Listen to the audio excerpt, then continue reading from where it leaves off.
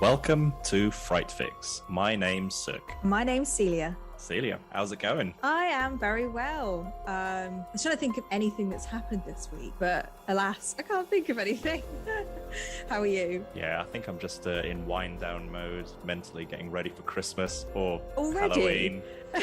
I saw mince pies in Sainsbury's, and I was like, they totally bypassed Halloween and Thanksgiving. I mean, even though we don't do Thanksgiving here. Yeah. No, I think I saw Halloween stuff in August, so I suppose they're kind of moving on. Now that it's September, they're like, right, Halloween's way in the past. Let's just go for the mince pies. I don't know, it loses some of the magic of it because it's supposed to not be around for so long. And I feel like every year it gets further and further. Then one year we're just going to have Christmas decorations all year round. And yeah. Well, they'll be selling every day. They'll be selling Christmas decorations for next Christmas whilst we're in the current Christmas. Yeah. Yeah, happy 2024.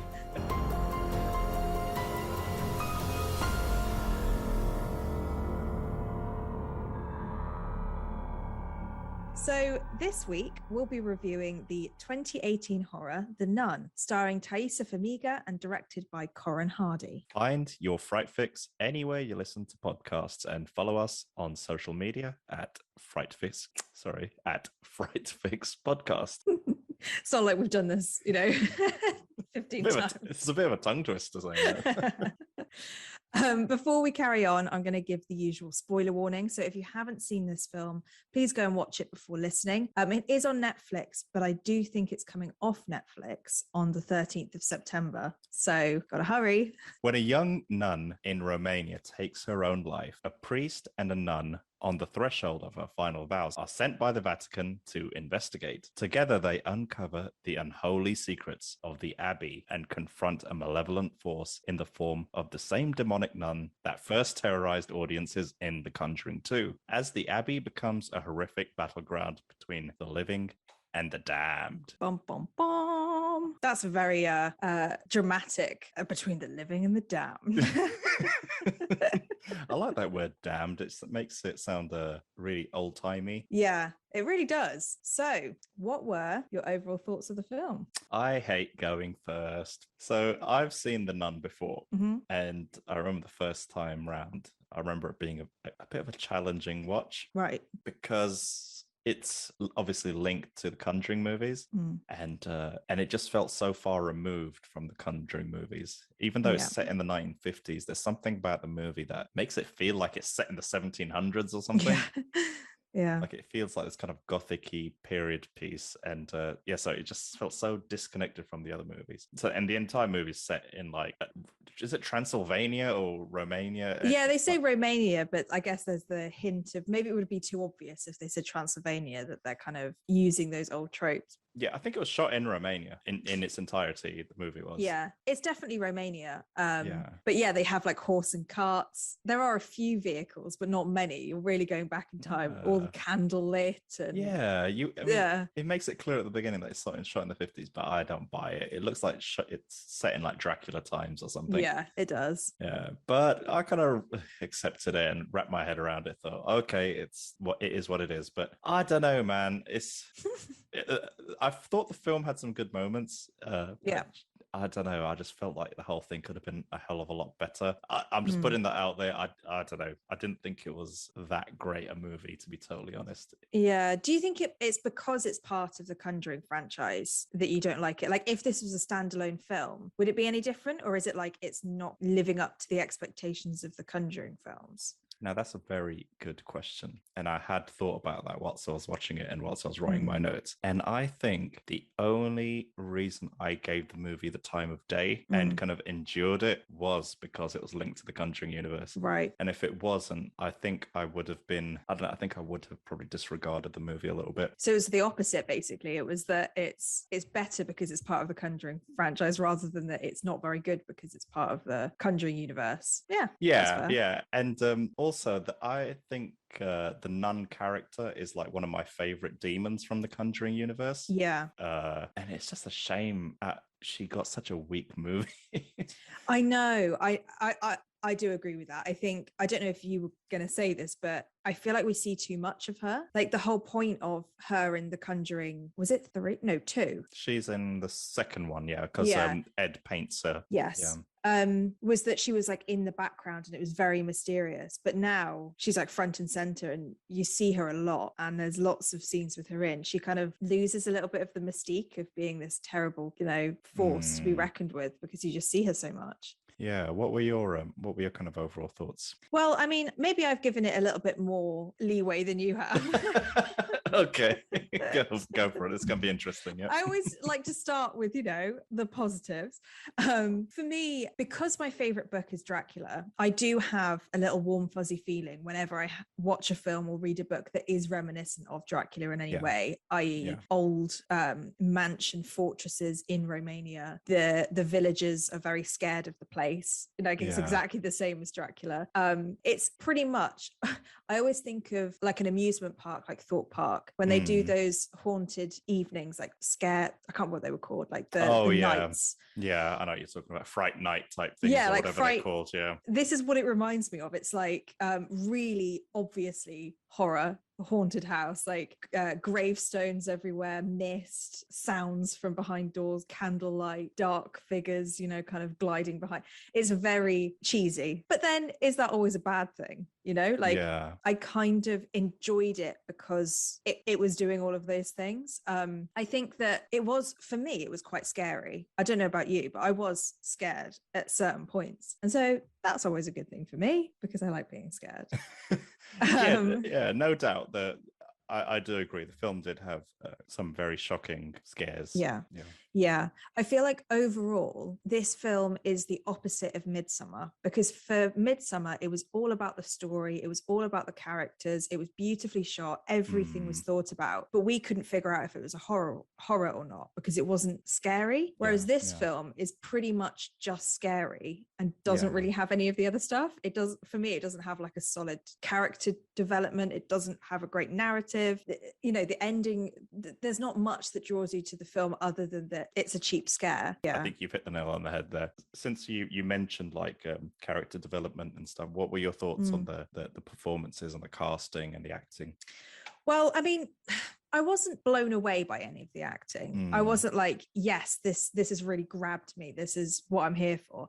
I think that Taissa Farmiga was great. I was kind of disappointed that they didn't try and tie it to Vera Farmiga's character at all. Like you're using two sisters that look so similar. Could there not have been like an origin story around her, or that they are sisters in this universe as well? Like I feel like they missed a trick there, which is quite frustrating. I was kind of waiting for something to happen. Like she was going to say, oh, like when I was younger, my sister went off on a completely different path to me and she went into the kind of ghost hunting and I went, or something like that, where you can think, they've tied them all together. But they just never did that. Missed opportunity massively. Yeah, massively. And because they look so similar. Oh my goodness, yeah. It's weird, isn't it? Sometimes you see, I think their smile is the same and also their horrified face is the same. And it's like, oh God.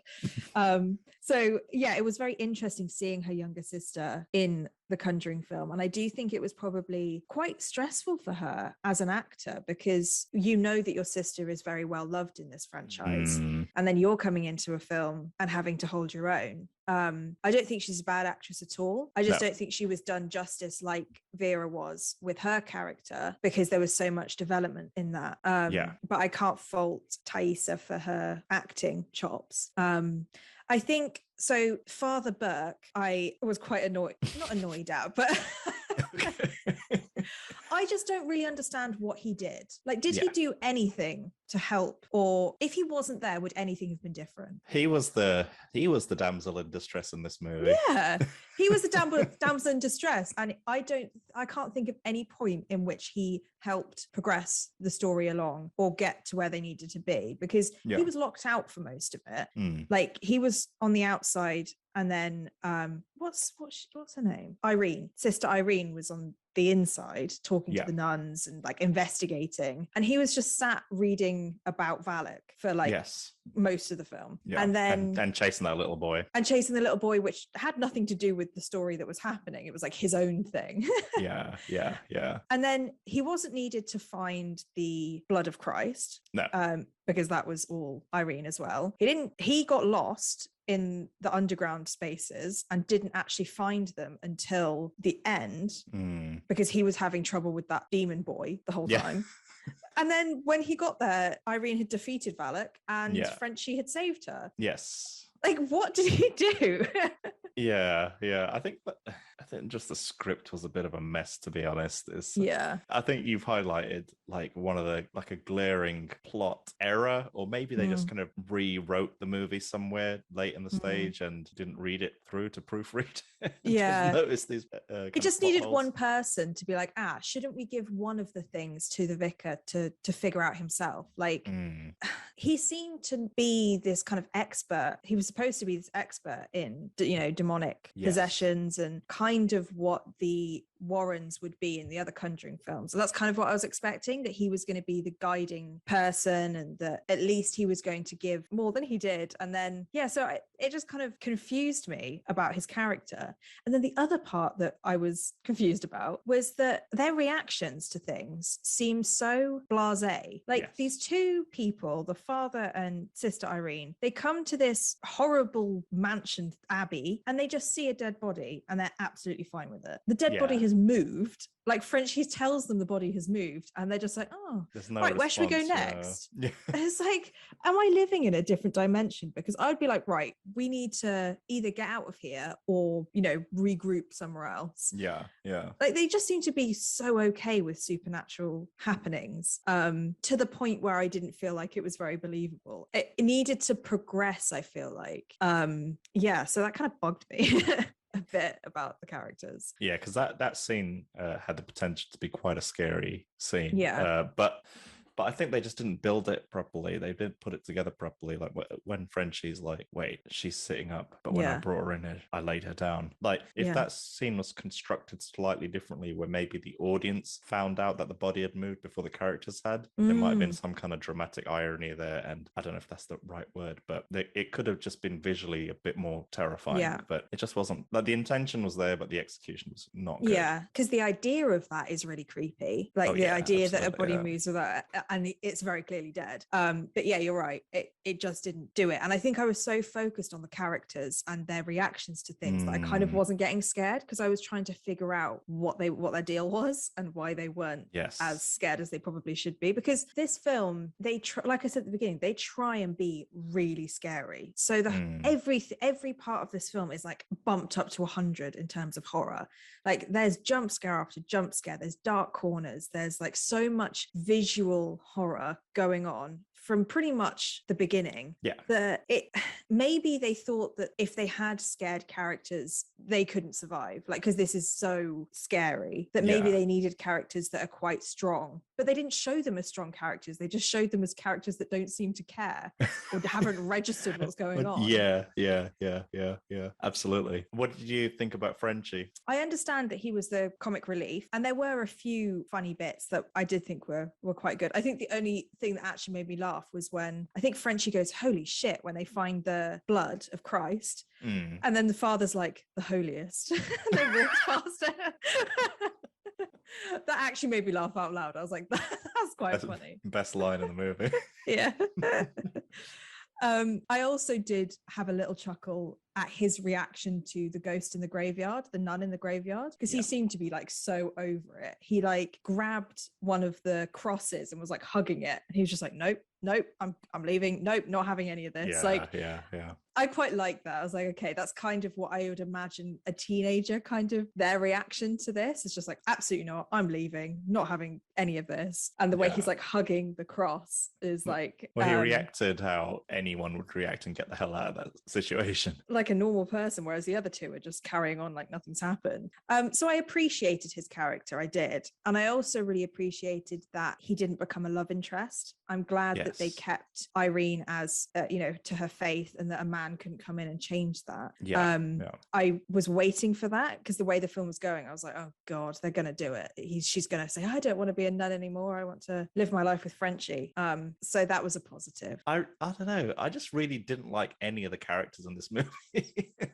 What didn't you like about Frenchie? I just didn't. I mean, he had a couple of good moments, like what you've just described. And I thought the bit where he was in that hall full of the dead nuns with the bags over their heads, and they're all just kind of twisting and turning and looking at him, and he's kind of terrified. And I thought he was good in there. But I think the key thing with all the characters for me was I just didn't connect to any of them. Everything was just very surface level. There was nothing deep there was nothing to latch onto. There was no emotional journey. There was nothing there. It's just it's I just didn't connect to him. I think with the father, like Father Burke, they tried to give him this emotional depth or this emotional storyline with this little kid who, so in the past I think he was performing an exorcism on a little child, and the child had ended up dying or something. But and they tried to play into that, but it was just, I didn't care. Like the way they put it together, I didn't care. And with Frenchie, he was okay. I mean, for me he was teetering on that kind of annoying line a little bit, a bit too over the top. I think it was a bit too comical for me. I thought Taissa was really good as Irene. I mean, I think she acted the best out of all of them.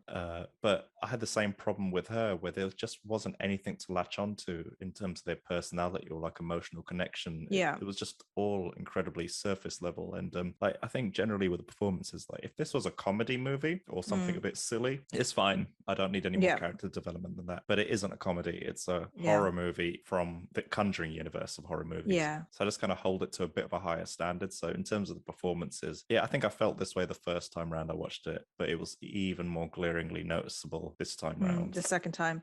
I do wonder whether it would have worked better if they just cut one of the characters out. So either have Irene or Father Burke and spend more time just developing that one character. Let's say that they chose that Sister Irene, they chose her because she had this past, which again is another thing that I thought was a little bit weak, which I'll talk about later, I think, in the things I didn't like. But if you could spend more time watching her development, and maybe before she gets to the Abbey, and then she could have developed into somebody who was maybe questioning her faith and then finds it at the end, or something more. I feel like they might have used a lot of time to build up quite a few different characters when they could have kind of honed it in a little bit.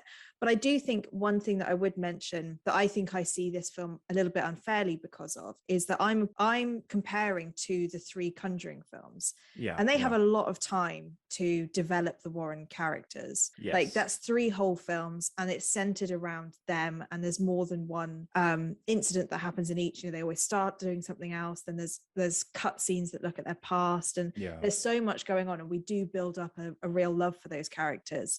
And I think this film isn't doing that, and it doesn't have the time to really. Those other movies are all over 2 hours, whereas this is the shortest movie in the entire series, like just under 90 minutes or just over 90 minutes. So, there just isn't the time.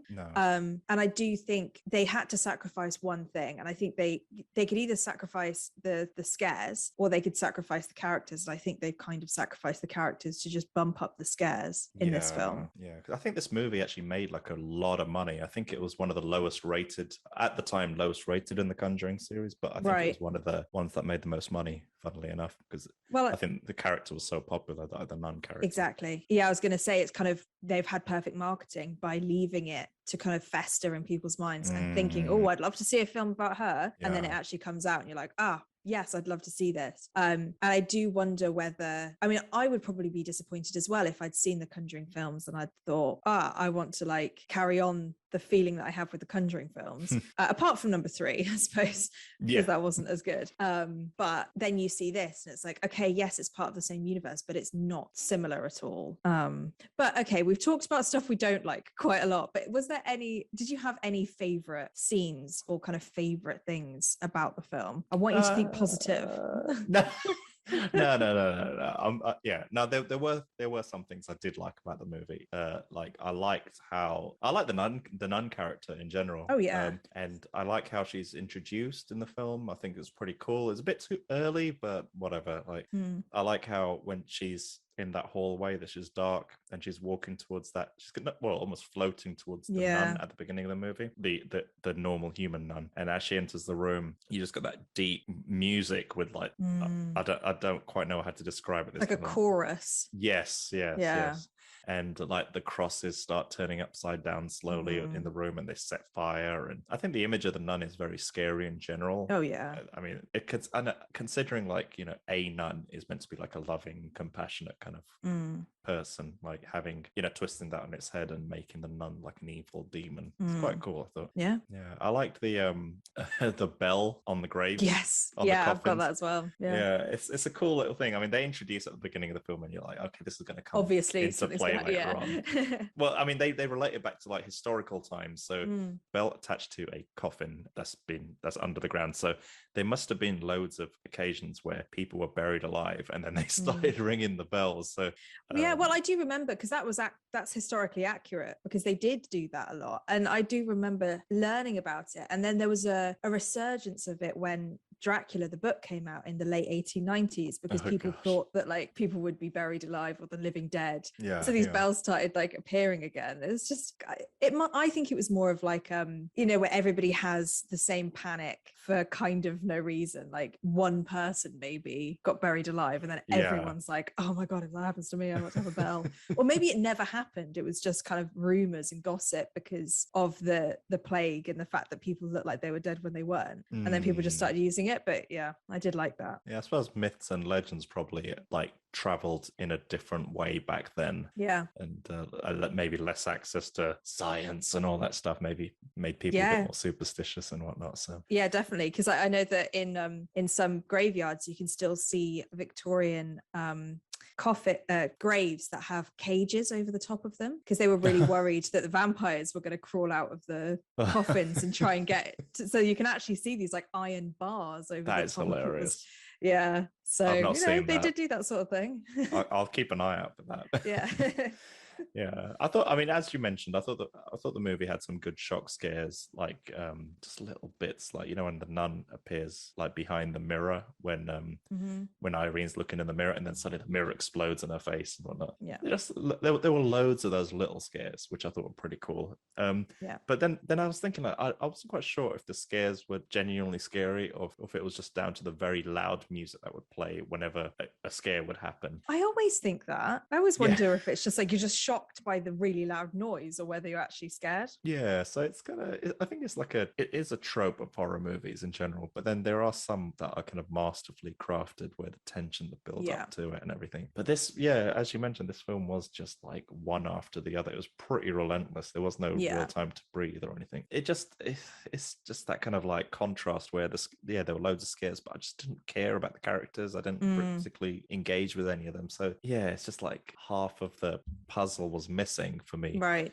One other thing I did like, which I totally forgot about, was, you know, when you meet the nun at the beginning of the movie. Sorry, I just keep saying the nun, but they're all nuns. One of the nuns, like the leader nun or the head nun or whatever, the one that sat in the hallway when all the heroes enter the monastery in the veil. Not monastery.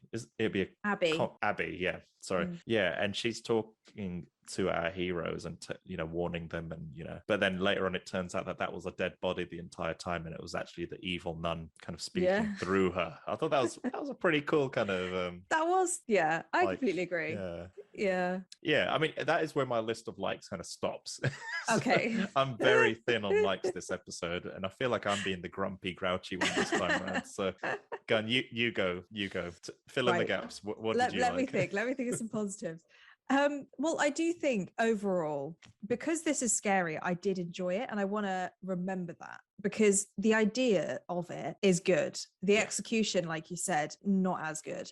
But I think, like you said, the nuns, the abbey, all the little things that they use, like the graves, the bells, the fact that the nun habits are so kind of scary because you can't tell who's who. You know, are you looking at the evil nun or are you looking at a normal nun?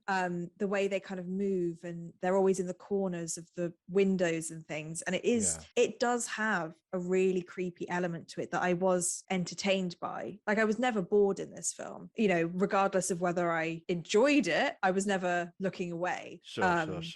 And there's there was a few scenes that I thought they'd really thought about, and one of the elements of it, I think, was the fact that Irene was dressed in white and all the other nuns were dressed in black, and there are some really cool scenes that they do from kind of a bird's eye view. I think there's one where they're all praying, and they can't stop praying until Valak has left or something, and it's Irene in the middle in her white, and then there's a circle of nuns in black around her, and there's this lovely bird's eye view of her, and she just stands out so much. And there's little hints of they have thought about it. I wish they would do more with it. I wish this would have been what the whole film was like. But there's almost like little pieces where you think, oh, I like what that looks like. And they've thought about the color and the contrast, and, it can be redeemable in a few areas. Sure. So the visuals, the cinematography, and just the placement of the characters and the dress. So it's the visuals at a visual level. It's pretty much, I think the thing I liked the best was the visuals. And, the fact that I do like a good scare is also something that makes me happy. Absolutely. Yeah.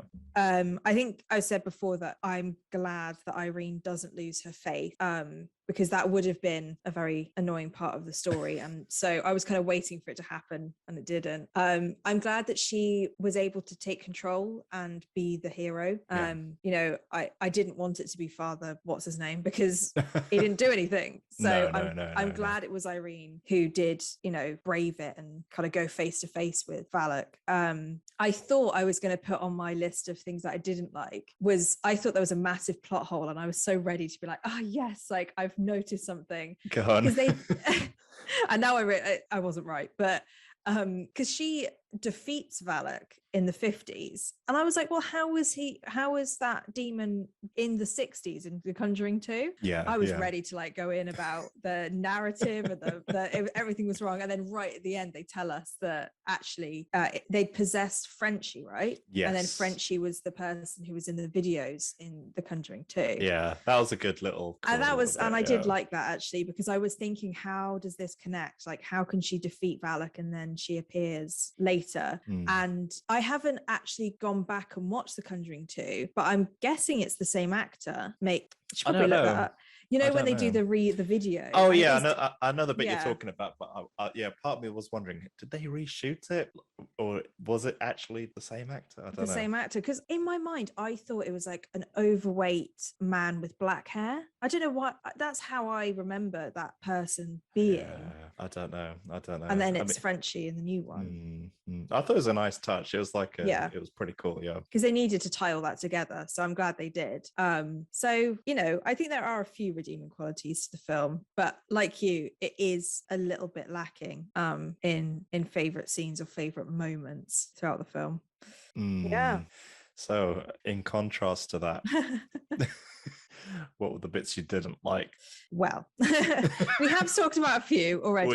We have. But I've got a few more. One that I was wondering if you were thinking about as well was the whole reason why Sister Irene is there is because she's had a vision when she was younger of Mary points the way. Like, that's the whole reason she's there, is that they know that she has these visions and that the Vatican thinks she'll be useful. But anybody in the world could figure out where the blood of Christ was without knowing Mary points the way, because there's a light shining directly from the finger of the statue of Mary into the keyhole of where the blood of Christ is. Right. You don't need to be a psychic to figure that out. Like, it's so obvious. And so you got there, and I thought she was going to have to figure something out because that's the reason she's there. Nope. She literally just went, oh look, he's pointing at the wall, and that she's pointing at the wall, and that must be the keyhole. If this was a comedy, then it would be hilarious. Yeah, but it's a serious movie. But it's not. They're trying to be serious. And I just thought, oh, come on, make it at least a bit harder than that.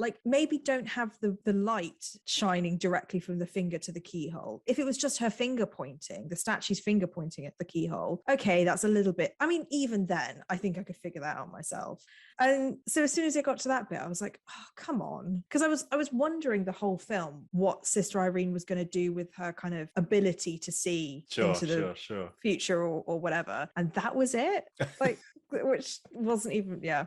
So that did annoy me. I also found the zombie nuns really cheesy. There's a few scenes where they like, I think one of them's Valak, and then there's another one of the ghosty nuns. Yeah. Who have like all these teeth and like blood coming out their mouth. They look like they want to bite the characters. And it's like, I thought you're kind of mixing up your horror characters. Yes. Like you go from a ghost. Yeah. You're like a ghost and a demon, but then you're like a werewolf or a zombie trying to eat them. Yeah. Yeah. It just, I didn't like that. I think I said before, but I think that we see too much of Valak. I think she loses her scariness as always being in the background and kind of manipulating things from the shadows, which I thought that was what her character was going to be. But she's kind of like really there. And I think especially at the end, like she's basically a full character in the scenes. She's not in a like she grabs the characters and like snarls at them and things. And it's like, well, I think if you spend too long looking at the face of one of these creatures, you can see that it's fake. Like there's nothing you can do to get away from the fact that this is a person playing a character in costume with CGI. Whereas when you leave it up to the brain to think of what could possibly, it's way scarier. Absolutely. And so it kind of, she lost her, I was going to say magic, but that sounds a bit too nice.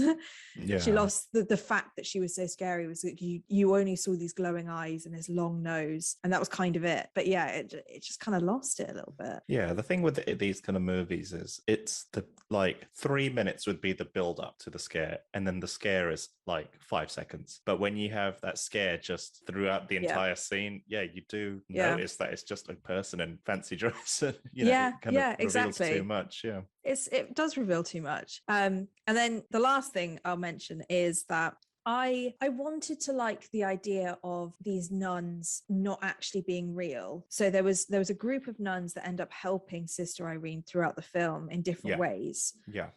One of them's constantly praying. One of them's giving her advice about like the backstory behind how Valak came into the world. And then we find out that they're all some sort of ghost or something, but it was never kind of told properly. And then they just all disappear and they've been dead forever. And I thought that could have been really cool. It could have been like a Sixth Sense like twist. That we then figure out, of course, like all those little things that happened like throughout the film makes you realize, of course they were all dead. But we never get connected to any of these characters. I kind of didn't really realize what was going on with them. And then they all disappear. And it's like, well, that didn't do what I think it was supposed to do to me. Didn't make me question it. But just felt like a missed opportunity. That could have been really cool, but it wasn't. It's all just, I mean, I think missed opportunity sums this movie up, I think. Yeah, definitely. But I'll leave it at that. I'm sure there's a lot more that I could say.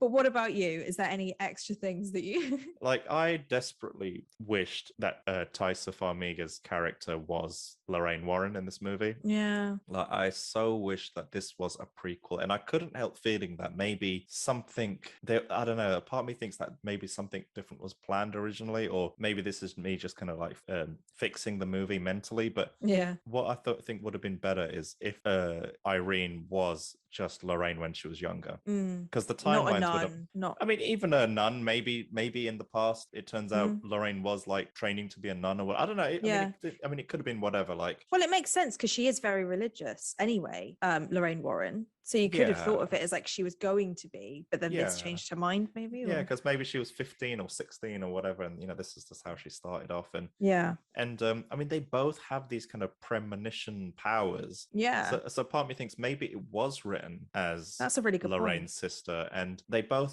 both sisters in real life, and maybe she was meant to be a younger version of Lorraine. Like, and I think maybe there was a change late in the day, and I think what would have been cool is if what I think would have improved Father Burke is maybe Father Burke wasn't just some random dude, some random kind of priest who'd kind of picked, plucked out Irene from, wherever she was from. But if them two went on regular adventures together and he was her kind of mentor, and maybe you see some of Lorraine's, you realize that some of Lorraine's characteristics are actually from this guy, and this is the guy who helped form her, and so it's a real origin story for Lorraine Warren. I just don't see why they didn't do it that way. And maybe I don't know, and maybe there's certain certain things he does that Ed does, and maybe that's why she kind of likes Ed, because he has certain qualities that this guy that was really important in her formative years. Or I don't know. I just think that it's just such. I feel like they dropped the ball massively there. And I don't know. I'm really convinced there were some rewrites late in the day. Do you reckon, because that sounds like the perfect film, like that's what this film needs. And I wonder whether, do you think it's any influence on the real Lorraine Warren? Or was she already dead by this point? But because she had quite a strong influence on the Conjuring films, didn't she? So what if she had decided that actually she didn't want this because it's all fake? She didn't want it to be part of her story? Maybe, yeah. I'm just thinking like why they wouldn't do that. Yeah, because I think she died just before the third Conjuring movie had come out, right? I think that was maybe the last one that she was. Yeah, I don't think she had anything to do with the third Conjuring movie, but no. Yeah, you're probably right. Maybe this was out of respect. They didn't want to fictionalize her life too much. But but it would have been better, absolutely. Or even if you do like the sister of, but then you're losing that kind of origin story, because like you said at the beginning, you just don't care about these characters because they're not part of no, and and it's just I don't know, and as I mentioned before, like, you know, it's just one of the most iconic Conjuring demons, and they just wasted her in this movie. I think the issue that we both have with this film is around the fact that it's Valak as the demon, and we were so excited to see what they would do with this film that they have shot themselves in the foot a little bit. Like if they'd said that it's the Conjuring adjacent, it's part of the same franchise, or actually it would probably be better if it just wasn't, because if you took Valak out of it, there's no reference to the Conjuring films. You could say that it's reminiscent of the Conjuring and Insidious films, like it's a proper scarer, you're going to get scared in this film, and then they just made it its own thing, because by trying to tie it to such a loved universe with a character that everyone was really excited about, you have to live up to it. And I wonder whether they got the wrong end of the stick in terms of they thought that maybe audiences just wanted to be really, really scared. But I don't think that's what all horror fans want. I think, yes, we want to be scared, but I think we've seen from our Fright Fix ratings that it's not always the scariest horror film that we enjoy the most. It's the films that have things going on as well as being a horror film. Some kind of emotional engagement, some kind of something where you can invest in a character. And I think if we did kind of tie it in as an origin story, then the ending would have made sense. Then maybe something like she didn't get Valak this time, but maybe one day in the future she'll get her revenge on Valak, and which she does, you know, in the Conjuring 2, which is like set like 20 years after. That would be so good. Yes, that's what it needs. And that would also, it would stop that thing of like, well, they didn't do anything in this film, because then you can say, well, it was just a first attempt and they will get her. We know they'll get her in the future. Honestly, you should definitely start rewriting some films, because I feel like there's been so many episodes where you've thought of a way better ending or a way better like idea for a film. Might be the next thing. We'll do Fright Fix Productions. Sadly, I can only come up with the ideas. I'm very terrible at writing, sadly. So. Getting it done. Well, you're clearly better than some of the people that were working on this film. So, you know. So I dare to ask what your Fright Fix rating is. We've gone from just as a reminder, 2 10 out of 10s last week. Oh, dear. First in Fright Fix history. No pressure then, yeah. So with this movie, like, I watched it because I'm a fan of the Conjuring movies. I mean, we both are. And the whole movie felt like how like a video game would have like DLC or like an expansion pack. Yeah. So whilst it's not 100% necessary for the main story, but it's just like if you want a little bit extra, a little bit more, that's how it felt like. So it's just something, a little extra for the fans. I wish the Nun was tied into Lorraine Warren's story. Yeah. And this movie should have been a prequel. It's just waste of the talent, waste of the whole opportunity. And overall, I didn't feel connected to the characters at all. The story was okay. It wasn't bad. I enjoyed it the first time I watched it, but just this time round, it just felt like such a slog. And was this the first time you'd watched it, or had you seen it before? This is the first time I saw it. Gotcha. Okay, fair enough then. Yeah, because the first time I watched it, I enjoyed it, and I remember seeing reviews for for it and reviews being really bad. And I thought, what drugs are they on? Like, this is really, this is pretty good. Yeah. So, but yeah, this time round, man, it was painful. And if you've watched everything, like if you've watched loads of horror movies and you just need a little fix, a fright fix or a horror fix, like you could do a lot worse than this film. Like, you know, it is scary. It is one of those films where if you turn off the lights and turn the sound up and, you know, sit down on your own or sit with your friend or partner or whatever, like it isn't dreadful. No. You know, it, like, as long as you just don't expect anything in the way of like story or character engagement, it does have some scary moments.